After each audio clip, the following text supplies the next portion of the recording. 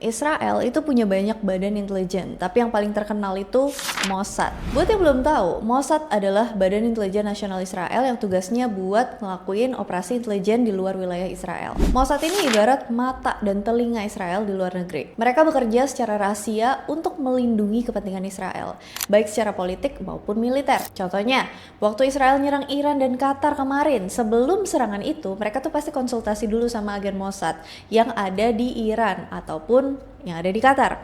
Nah, kalau kalian cari di Google, Mossad ini masuk ke dalam daftar badan intelijen yang cukup diperhitungkan di dunia. Bersama dengan CIA dari Amerika, MI6 dari Britania Raya, FSB dari Rusia, dan lain-lain. Personil mereka sendiri jumlahnya ada sekitar 7.000-an orang. Dan ini menjadikan Mossad sebagai salah satu badan intelijen terbesar di dunia.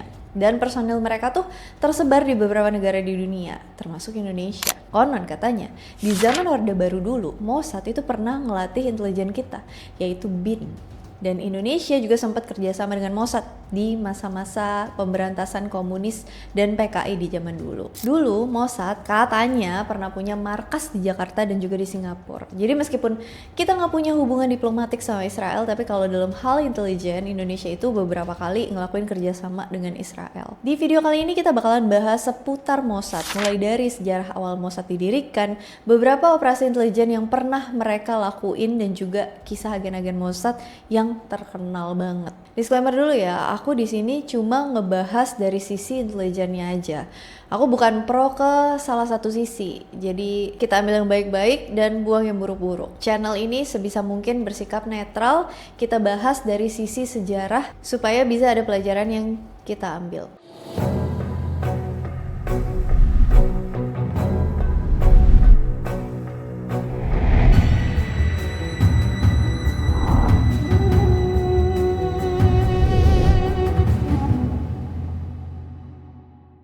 Israel itu punya 3 badan intelijen. Ada badan intelijen militer yang disebut dengan Aman, ada badan intelijen dalam negeri yang disebut Shin Bet, dan ada badan intelijen luar negeri yang dikenal dengan sebutan Mossad. Ini tuh sama kayak di Indonesia yang juga punya 3 badan intelijen. Dalam bahasa Ibrani, Mossad itu artinya institusi atau lembaga. Sebenarnya nama Mossad itu singkatan dari nama lengkapnya, yaitu Mossad Lemodin Ulet Tafkidim Meyuhadim, yang kalau diartiin ke dalam bahasa Indonesia artinya adalah Lembaga Pusat untuk Intelijen dan Operasi Khusus. Mossad didirikan secara resmi tahun 1949, tapi organisasi yang jadi cikal bakal Mossad tuh udah ada jauh sebelum itu.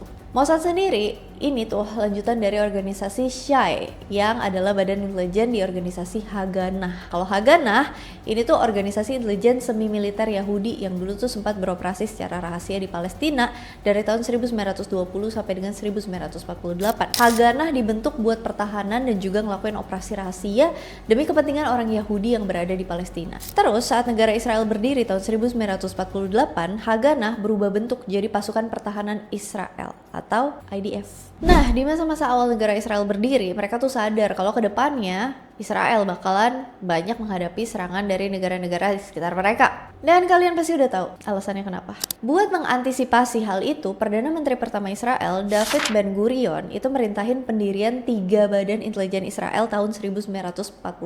Yang pertama, yang tadi aku sebutin ya, Aman.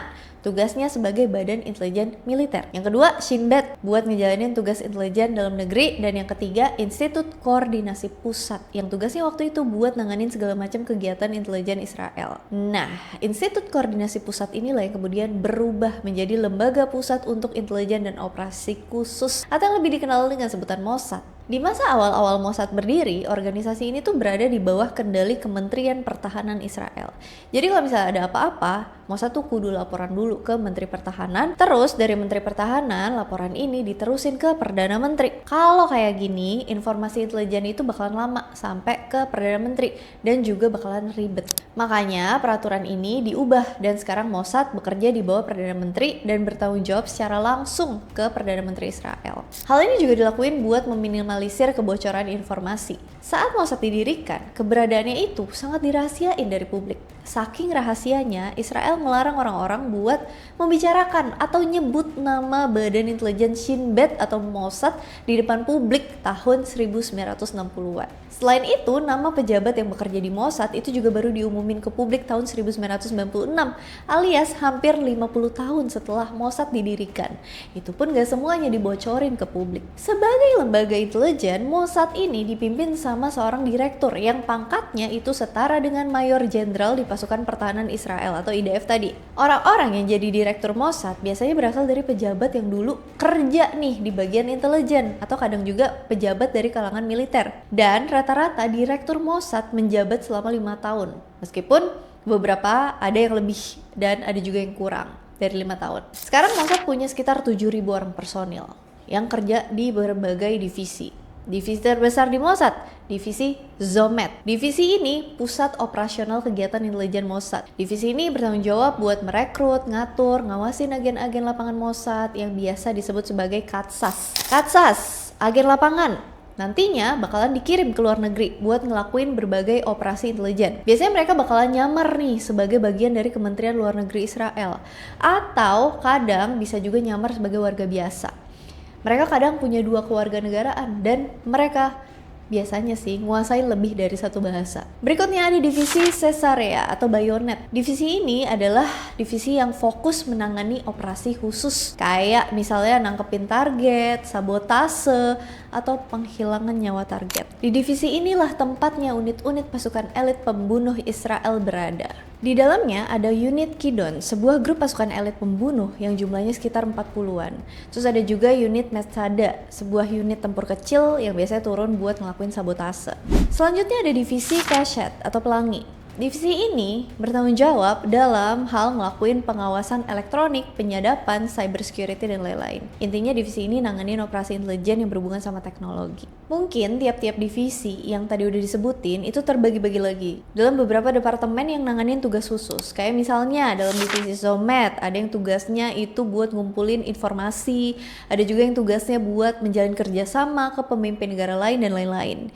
Di divisi Kashet ada yang tugasnya mempelajari teknologi atau nanganin perang di sosial media dan lain-lain. Di sepanjang sejarah Mossad berdiri, mereka tuh udah ngelakuin berbagai macam operasi intelijen luar negeri. Ada yang cukup berhasil, ada juga yang gagal. Operasi intelijen yang berhasil contohnya saat Mossad melakukan operasi penangkapan Adolf Eichmann. Dari namanya aja kalian pasti udah tahu ya dia orang apa. Adolf Eichmann adalah salah satu petinggi Nazi yang cukup dekat sama Adolf Hitler. Ini adalah salah satu orang yang punya rencana buat ngabisin seluruh orang Yahudi selama Holocaust di Jerman. Waktu itu dia sempat ditahan setelah Perang Dunia Kedua, tapi dia berhasil kabur ke Argentina tahun 1950. Di tahun 1957, Israel sempat dengar kabar kalau Eichmann masih hidup dan lagi ngumpet nih di Argentina. Akhirnya beberapa agen Mossad dikirim ke Argentina buat nyari tahu di mana dia sembunyi. Setelah mereka tahu pasti di mana lokasinya, beberapa agen Mossad menculik Eichmann dan bawa dia ke sebuah rumah yang dijadiin markas Mossad selama mereka berada di Argentina. Habis itu Eichmann diinterogasi sampai dia ngaku kalau dia adalah Adolf Eichmann. Habis dia ngaku, dia dibawa ke Israel buat diadili dan dihukum mati tahun 1962. Meskipun operasi ini dianggap berhasil dari sudut pandang Israel, tapi negara Argentina nganggep kalau operasi ini adalah pelanggaran kedaulatan negara. Makanya waktu itu Israel dan Argentina itu sempat bermasalah secara diplomatik. Selain operasi penangkapan Adolf Eichmann, ada lagi operasi intelijen Israel yang sukses, yang ngelibatin salah satu agen Mossad paling terkenal, Eli Cohen. Eli Cohen, salah satu agen Mossad paling sukses dalam sejarah intelijen Israel. Dia ini seorang Yahudi yang lahir di Mesir, terus direkrut jadi agen Mossad tahun 1960 saat usianya 36 tahun. Sebenarnya Cohen sempat gak lulus buat masuk jadi anggota Badan Intelijen Israel di tahun-tahun sebelumnya. Tapi gara-gara waktu itu Israel lagi ada konflik sama Suriah dan gak ada agen intelijen yang cocok buat jalanin misi itu, akhirnya ya direkrut Eli Cohen buat jadi mata-mata di Suriah. Waktu itu Eli Cohen harus tinggal di Argentina dan nyamar jadi seorang pebisnis kaya raya bernama Kamal Amin Taabet. Setelah reputasinya dianggap udah cukup bisa dipercaya, dia pergi ke Suriah tahun 1962. Aku sempat baca bukunya dan aku amazed banget sama Eli Cohen karena terlepas dari apapun itu, dia benar-benar sangat berdedikasi maksimal dalam melaksanakan kerjaannya gitu, tugasnya. Jadi dia canggih banget lah bikin orang-orang di sekitar dia tuh tertipu sama dirinya. Dia kan pura-pura jadi pebisnis dan memang sangat meyakinkan. Gak butuh waktu lama, Eli Cohen berhasil masuk ke lingkaran pejabat tinggi di Suriah. Saking dekatnya Eli Cohen sama pejabat tinggi di sana, konon katanya dia sempat ditawarin buat jadi wakil menteri pertahanan Suriah. Dan dengan kedekatan itu, Cohen bisa ngakses informasi-informasi sensitif yang berhubungan sama pertahanan Suriah. Informasi-informasi ini dipakai sama Israel buat nyerang Suriah di wilayah dataran tinggi Golan dalam peristiwa perang Arab-Israel tahun 1967.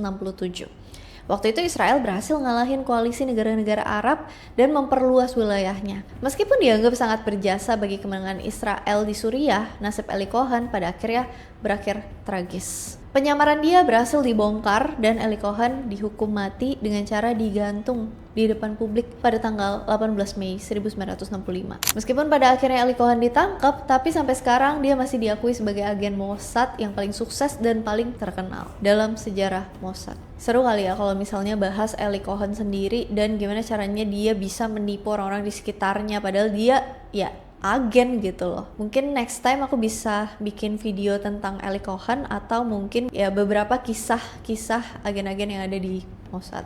Biar kita tahu juga nih, kebaca nih triknya mereka nih seperti apa. Ya seru aja sih spionase. Sebenarnya operasi intelijen Mossad ini nggak melulu soal perang dan mata-mata. Mossad juga sering ngelakuin operasi intelijen dalam hal kerjasama ekonomi.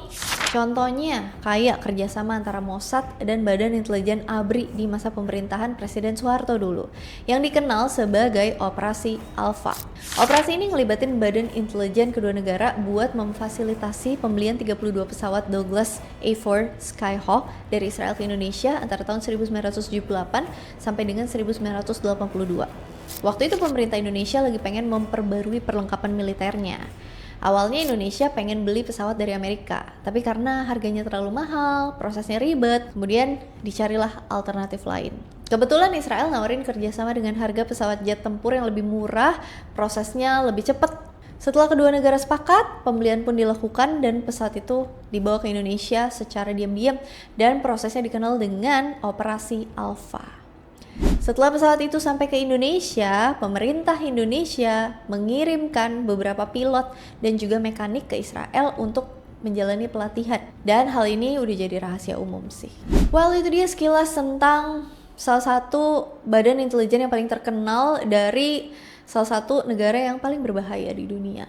Tetap aja ya, aku berharap negara-negara di dunia ini pada rukun, damai-damai, jangan saling membunuh, jangan saling berperang. Udahlah, hidup udah ribet, ngapain sih ditambahin ribet lagi? Kalau misalnya ada yang mau ditambahin, ada yang mau di-request, ada yang mau didiskusikan, ada yang mau dikoreksi, komen aja di kolom komentar. Dan kalau misalnya minat nih sama kisah-kisah Eli Cohen atau agen-agen yang lain, boleh komen aja, nanti siapa tahu aku bisa bikinin next time videonya. And as always, thank you so much for watching. I hope you guys like it and I'll see you again on my next video. Bye. Kisah agen-agen Mossad yang terkenal banget. Disclaimer dulu ya, aku tuh ngebahas tentang Disclaimer dulu ya, aku ngebahas tentang intelijennya. Bukan berarti aku pro Israel atau aku